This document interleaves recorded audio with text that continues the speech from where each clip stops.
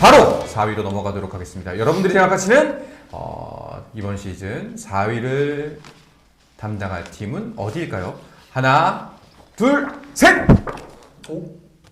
오, 두산 세 팀에 너무 똑같아가지고. 그러게. 아니 근데 진짜 한번 얘기를 드리고 싶은 게 네. 사전에 전혀 얘기 안 했어요. 저 빼고 다 아니요, 전혀 전혀 얘기한 거 아닙니다. 이렇게 말씀드리고 싶어요. 왜 따라하세요? 저 지금 이게 굉장히 네. 제 나름대로는 야심찬 선택이었거든요. 남들과는 다를 것이다 보고. 타격. 예. 저 나름대로는 고민 끝에 이러니까 유 단장이 기자들 거기서 거기라고 이런 얘기가 나오는 거예요. 다 비싼 소리 하니까. 맞습니다. 인정하겠습니다. 자, 일단은 두산부터 얘기해 보도록 하죠. 두산은 진짜 이번 시즌 가장 많은 기대를 받고 있는 팀 중에 하나입니다.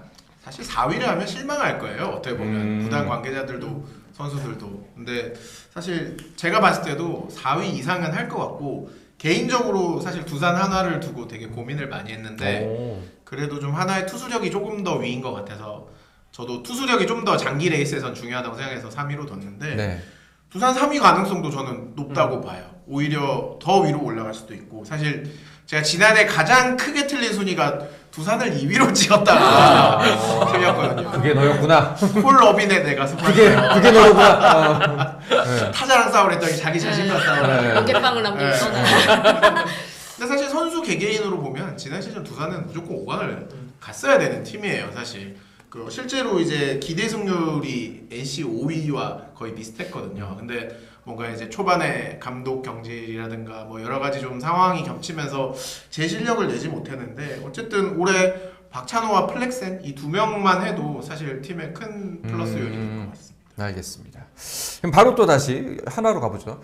역시 김하진 기자도 한화의 전력을 높게 샀네요. 네, 높게 샀지만은 예. 그 KT와의 차이는 역시 외국인 원투펀치 자체를 봤거든요. 그래서 하나도 역시 좋은 선수를 뽑기는 했지만은 제가 그 외적으로 다른 걸 취재할 일이 있어서 각 구단의 좀 고위 관계자들과 통화를 했을 때 그 고위 관계자들끼리 체감하는 바로는 포나 듀오가 빠진 게 정말로 크다라는 그렇죠. 것을 네. 체감하고 있었습니다. 그래서 뭐 물론 그게 걸맞는 좋은 투수를 데리고 왔겠죠. 근데 사실상 지난해 코디 폰세와 라이언 와이스가 잘해준 거는 정말 외국인 투수들이 정말 잘 됐을 최대치의 경우를 생각한 거거든요. 그런 것이기 때문에 외국인 원투펀치가 바뀐 게 저는 좀 크다고 보고 있고요. 그럼에도 하나의 전력을 높이 산 것은 포스트 시즌에서 견딜 수 있었던 것은 불펜 힘이 여전히 막강하고 또 문동주 선수는 아까 말씀드렸던 그 젊은 투수들의 성장이 또 기대가 되고 강백호 선수의 합류가 정말 크다고 생각을 하기 때문에 어쨌든 KT와의 조금은 차이는 있을지언정 그 하나를 높은 순위로 뽑은 이유기도 합니다. 알겠습니다. 자, 두산에 대한 이야기 어쨌거나 한화는 여러분들께서는 더 높은 순위로 뽑았으니까 두산에 덧붙이고 싶은 거 말씀 있으면 한마디만 더 듣고 가죠. 저는 이번 두산의 가장 큰 전력 플러스 요인은 그 김원영 감독이라고 생각을 합니다. 아무래도 우승 감독이잖아요. 그리고 마운드에서의 어떤 운영이나 투수 육성에는 정말 일가견이 있는 그런 사령탑이기 때문에 컬러를 확 바꿔줄 수도 있다라고 생각이 들고 사실 좀처럼 또 만족이 없는 그런 스타일이잖아요. 제가 미야자키 가서 두산까지는 취재를 못했는데 얘기를 들어보니까 굉장히 좀 고강도의 훈련을 이어가고 있다라고 들었고 사실 또 그 스프링 캠프에서부터 뭐 박찬호 선수는 뭐 날아다닌다 이런 소문을 들었기 때문에 그 어떤 센터라인의 중심을 좀 확실하게 잡아주면서 다른 젊은 선수들까지 좀 시너지 효과를 낼 수 있는 그런 것까지도 두산이 좀 그리고 있지 않나. 그리고 아까 이제 앞서 얘기를 이제 한 분이 하셨는데 이 먹어본 팀 중에 하나가 또 두산이지 않습니까? 이번에 전력 보강 같은 것도 저는 굉장히 좀 영리하게 물론 돈을 많이 쓴 부분도 있지만 굉장히 좀 적재적소의 어떤 자원을 데리고 왔다라는 생각이 들거든요. 그런 부분에서 좀 5강 무조건 갈 것 같다라고 생각을 했습니다. 알겠습니다. 자, 이렇게 4강까지 얘기 들어봤고요. 마지막 가을 야구의 마지노선 5위를 확인해 보도록 하죠. 패널 준비해 주시고요. 하나 준비해 주시고요. 자, 들도록 하겠습니다. 하나, 둘, 셋. 여기서 이제 좀 갈립니다. 롯데가 두 팀. 이거 제 생각에 그냥 바람 같기도 해요. 네, 이 친정사랑이라고 그러죠.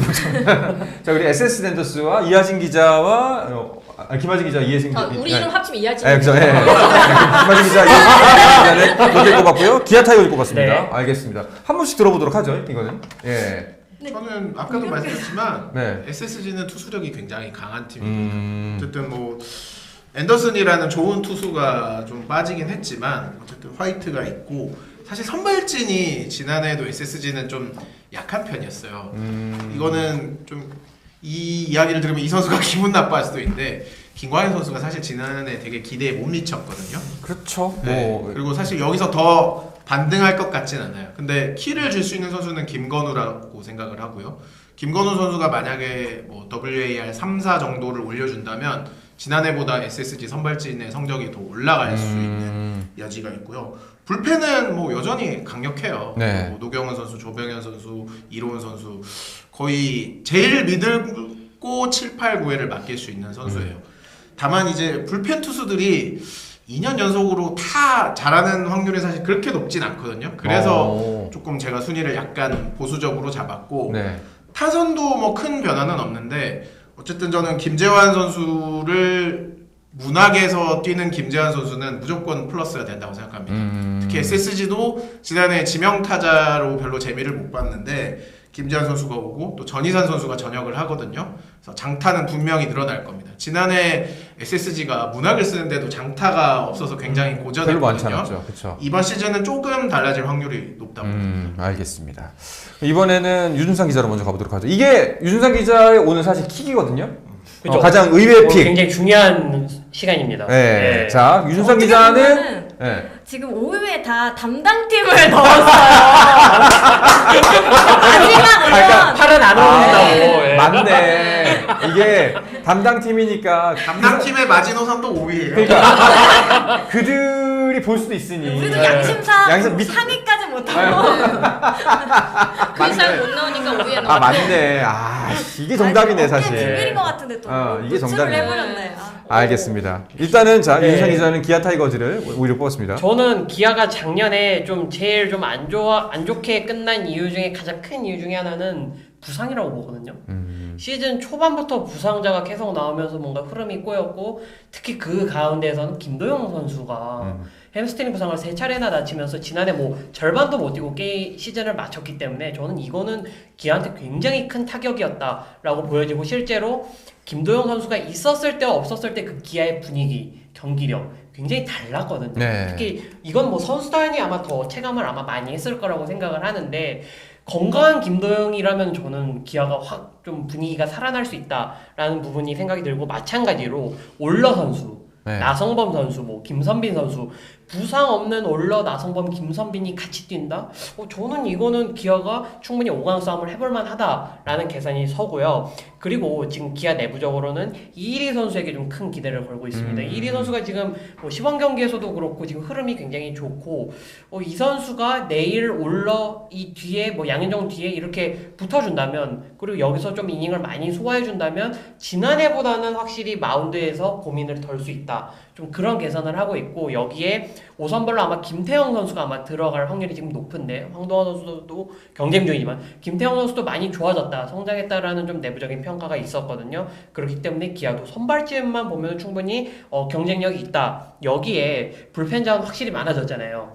그러니까 선택지 자체가 많아졌다는 거는 저는 충분히 플러스 요인이라고 보고 여기에 베테랑 선수들의 그 경험을 저는 무시 못한다고 보거든요. 그 이전에 5강 갔던 팀들, 특히 불펜의 힘으로 5강 갔던 팀들을 좀 사례를 봤을 때 베테랑 불펜 선수들이 조금 힘을 냈던 사례들이 꽤 있습니다. 어렵지 않게 찾아볼 수 있기 때문에 저는 기아가 그 부분을 아마 기대를 하고 있는 것 같고 아마도 많은 분들이 걱정하시는 거는 결국에는 대일이 얼마나 해주느냐.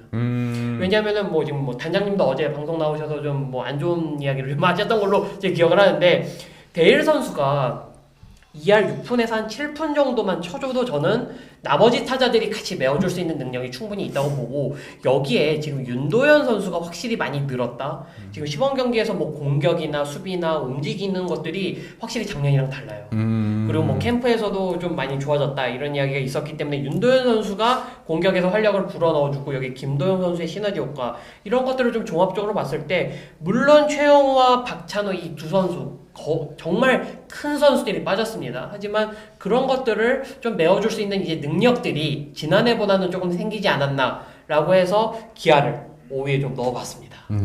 알겠습니다. 자, 그러면은 논란의 두 분. 논란인가요? 생각해보니까 나도 작년에 롯데를 5위로 뽑았어요. 그건 기억이 납니다. 예, 저도 양심이 사람 있으니까. 마음이라는 게. 저도 양심은 있으니까요. 예, 뭐 그 정도로 막 나가진 않잖아요, 제가. 예, 자, 일단은 두 분의 한번 이야기 들어보도록 하죠. 5강의 마지막 한 축 롯데로 꼽은 두 분입니다. 제가 먼저 시작해보겠습니다. 저는 이 5강을 뽑으면서 비유를 해보자면 이런 생각이 들었습니다. 제가 3전에 20층에 들어갔거든요. 예. 하지만 팔 수가 없습니다. 아. 네, 어떻게 될지 모르니까. 네. 지금 그 심정입니다. 어차피 롯데를 가위력을 찍어야 한다. 네. 그런 심정인데, 뭐 전쟁 끝나면 어떻게 될지 모르죠. 그렇죠. 그럼요. 네. 예. 어쨌든 뒷받침할 근거들은 여전히 많습니다. 왜냐면은 롯데가 지난해에는 윤나고항이 정말 부진했음에도 불구하고 젊은 선수들이 정말 빈자리를 잘 채워주면서 심지어 롯데는 부상 선수가 정말 많았단 말이죠. 그렇기 때문에 그 선수들 다 채워줄 수 있는 선수층이 있다라는 것을 일단은 확인한 그런 계기였고 후반기 때 떨어졌던 그런 요인 중 하나는 아무래도 선발진입니다. 하지만 올해는 롯데가 외국인 선수를 정말 단단히 벼르고 뽑았었거든요. 그런 부분들이 후반기에 무너지지 않을 수 있도록 그 선발 외국인 투수 원투펀치가 잘 받쳐준다면은 지난해처럼 급강하는 그런 일은 없을 것이 되게 생각이 들고요.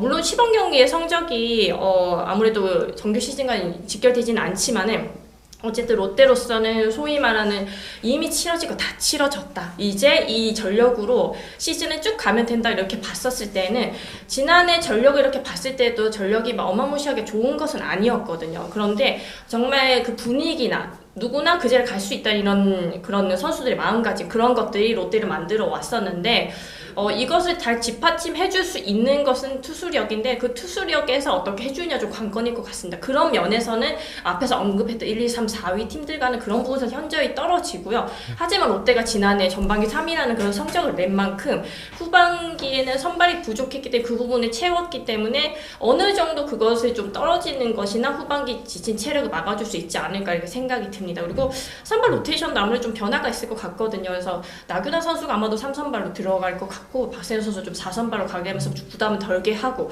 5선발도 김진욱 선수가 페이스가 좋습니다. 여러분 또 소가 보십시오. 네. 그래서 저는 롯데가 그리고 또 그 감독이 버프가 있지 않습니까? 김태형 감독님도 마지막으로 정말로 이루어내셔야 되는 분이고 또 그것을 할 수 있는 분의 전립이 있습니다. 알겠습니다. 저는 일단 롯데 하면 일단 공격력 측면에서는 사실 뭐 어떤 팀과도 붙어볼 만하다라고 생각을 합니다. 그래서 제가 좀 포커스를 뒀던 건데 선발 마운드였는데요. 이 비슬리 로드리게스 선수가 진짜 캠프 때부터 이래도 되나 싶을 정도로 좋았거든요. 일단 너무 페이스 끌어올린 거 아니야 싶을 정도로 157이 막 나오고 하니까 이 선수들이 진짜 작심하면은 이거 달라질 수 있다라고 생각이 들었고 그다음에 사실은 이 선수들이 또 아시아 야구를 경험을 했기 때문에 그렇죠. 적응도가 굉장히 좋습니다. 그렇다 보니까 벌써부터 좀 어느 정도 좀 그래도 계산이 서는 그런 선발 마운드가 되지 않나 했고 아까 한 번 더 속아본다고 했지만 저는 5선발 김진욱 선수에게도 좀 많이 좀 기대를 하고 있습니다. 이 선수가 사실은 굉장히 좀 노력하고 성실한데 항상 시즌 초반에 좋다가 이게 중간부터 이렇게 좀 뚝 떨어지는 페이스가 있는데 이걸 본인도 인지를 하고 있고 그래서 이 부분들을 뭐 약간 누군가는 멘탈적인 문제가 아니냐라고 했지만 이 선수는 아니다 기술적인 부분에서 내가 해법을 찾겠다 해서 직접 사비를 들여서 또 일본에 가가지고 연수도 받고 왔고 이런 부분들이 좀 전체적으로 조금 잘 어우러지지 않을까 생각이 들었고 사실 시범 경기 성적 좋지 않게 중요한 건 아니라는 건 모두가 아는데 저는 롯데에게는 좀 중요했다라고 생각이 들어요. 왜냐면 아무래도 워낙 좀 다사다난한 어떻게 보면은 좀 시끄러운 겨울을 보냈기 때문에 그걸 다 잊고 우리가 하나로 똘똘 뭉쳤습니다 라는 거를 어떻게 해서도 좀 팬들에게도 보여주고 스스로에게도 좀 외치는 그런 과정이 좀 필요했다라고 생각을 하는데 그게 이제 시범 경기에서 보여주고 있다라고 생각을 합니다. 알겠습니다. 저는 이혜진 기자 이야기 들으면서 가장 놀랐던 거는 웨인이 그렇게 좋은데도 5위를 꼽았구나.